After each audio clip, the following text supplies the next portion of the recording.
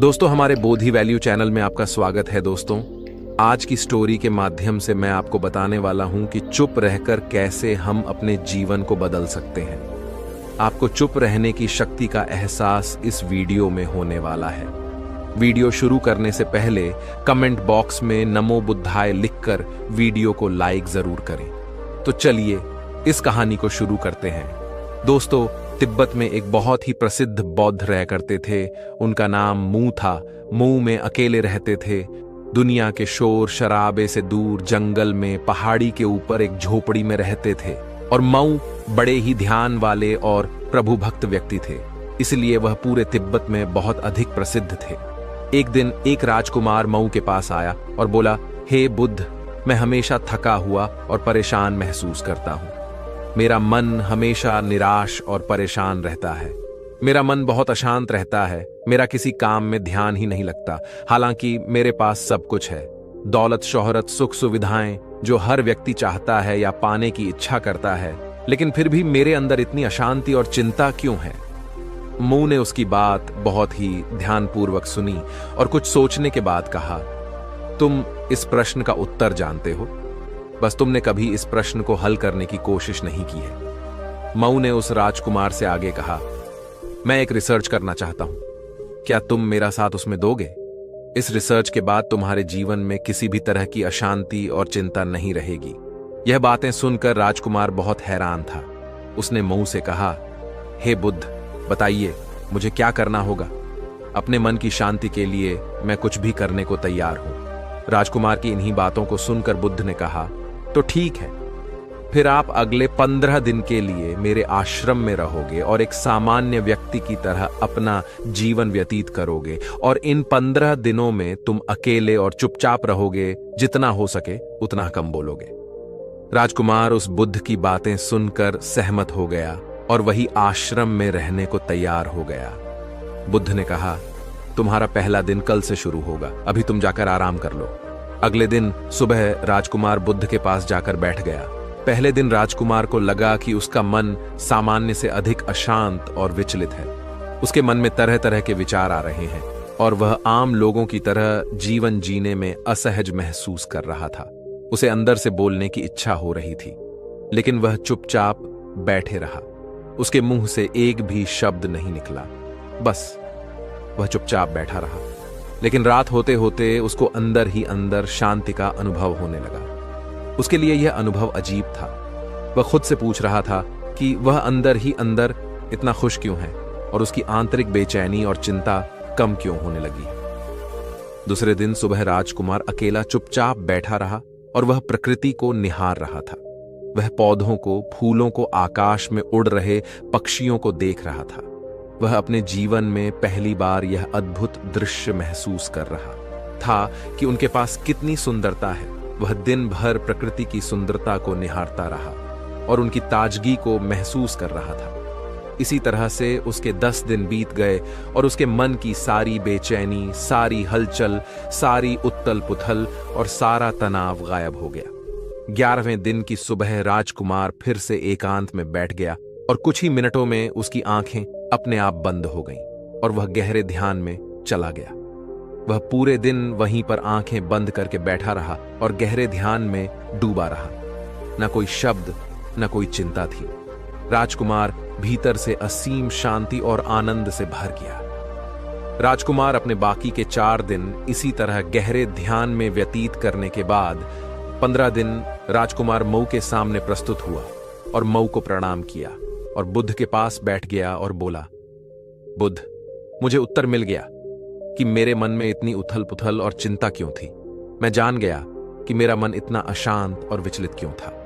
मू ने मुस्कुराते हुए पूछा, बताओ क्या उत्तर मिला तुम्हें? राजकुमार ने कहा, मैं आवश्यकता से अधिक बातें करता था। मैं किसी पर भी अपने शब्द और ऊर्जा व्यर्थ करता था। मैं दिन भर अपने लोगों से फालतू की बातें करता रहता और फिर उन्हीं के बारे में अकेले में सोचता रहता और ज्यादातर समय नकारात्मक ही सोचता रहता था। इस तरह मैं बस अपना समय बर्बाद कर रहा था। ज्यादा बोलने और नकारात्मक सोचने की वजह से मेरा मन अशांत और बेचैन हो गया था। और इसी वजह से मैं किसी भी काम को ठीक से नहीं कर पा रहा था, जिसकी वजह से मैं हर काम में असफल होने लगा। और फिर इन्हीं लगातार मिलने वाली असफलताओं की वजह से ही मैं और भी उदास और चिड़चिड़ा हो गया। इन्हीं सभी चीजों की वजह से मेरा जीवन नष्ट हो रहा था।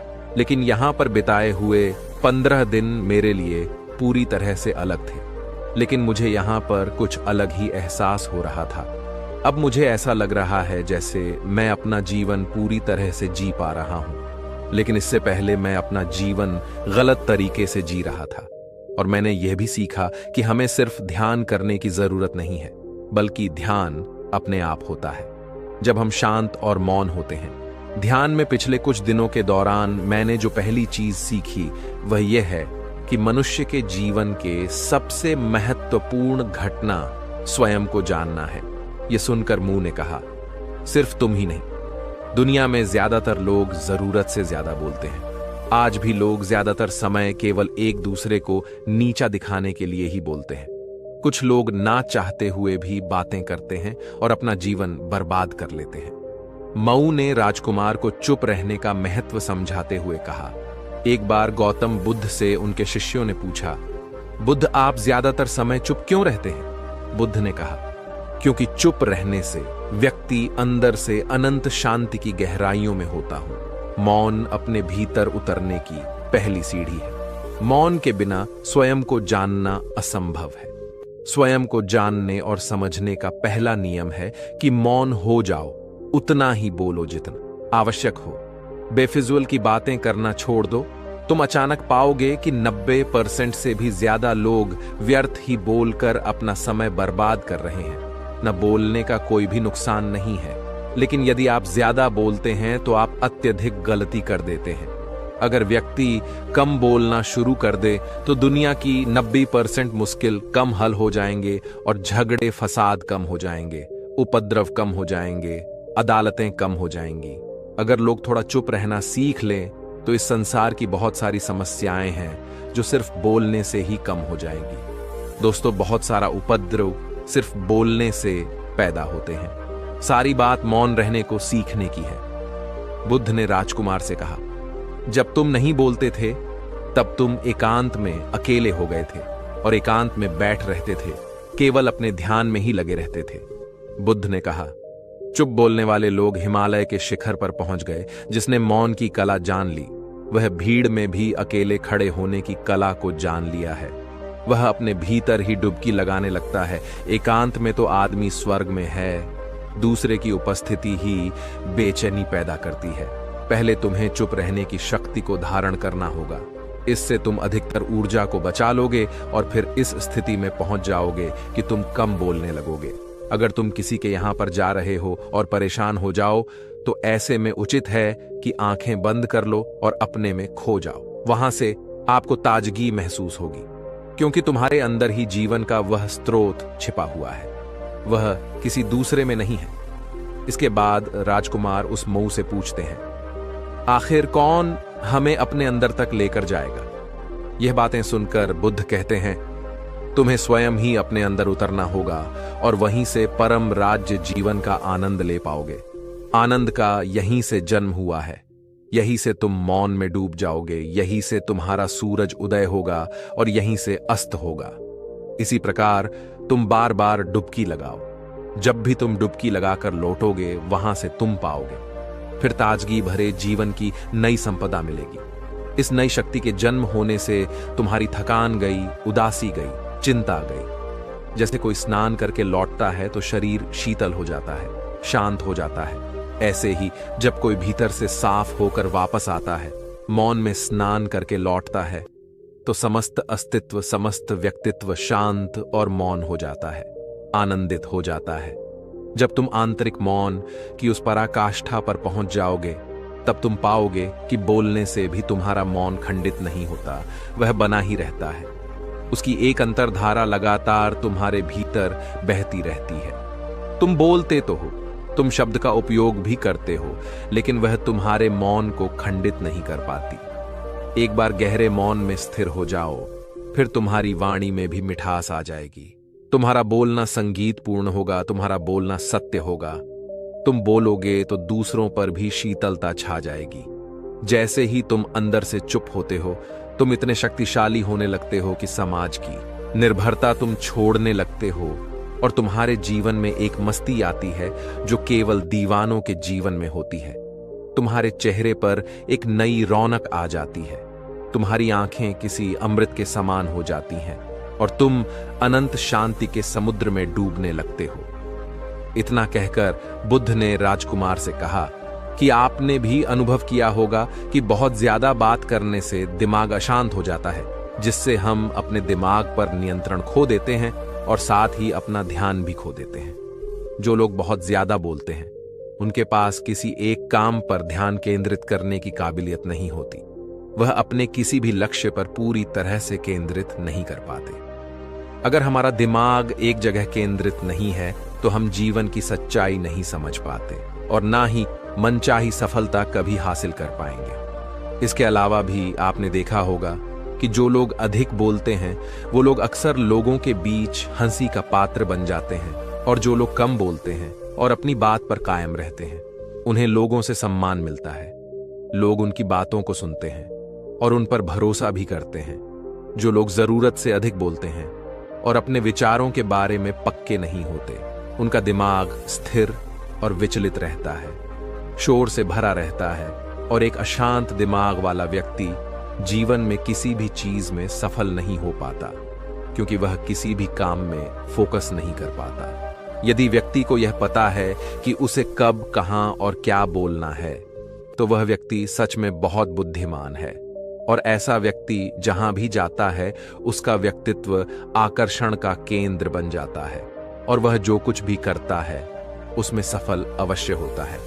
अगर हम किसी महान और सफल व्यक्ति के व्यक्तित्व को गहराई से देखें तो पाएंगे कि वह कम बोलते हैं और कम से कम शब्दों में अपनी बात खत्म कर देते हैं।